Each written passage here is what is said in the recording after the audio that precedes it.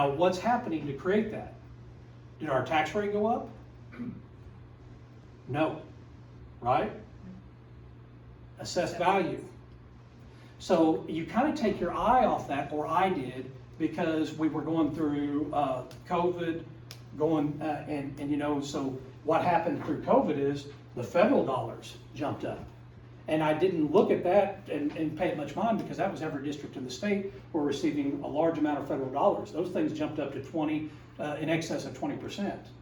But now we're back to what we'll say is the new normal. So you go through COVID, we have several cycles of new construction. Last year we probably had maybe a record-setting assessed value for our school district at nearly double digits. And you come back, and as you're building budget for 2024, this has changed. Has it changed in a good way? I believe it has. And I'll give you a couple reasons why. One is, I'm not going to go over the whole thing again, but this is a more stable revenue source. That's one.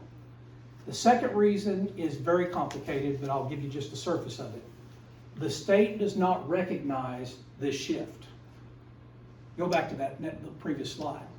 The state formula recognizes this, and because the local assessed valuation has been frozen from the state's perspective since 2007.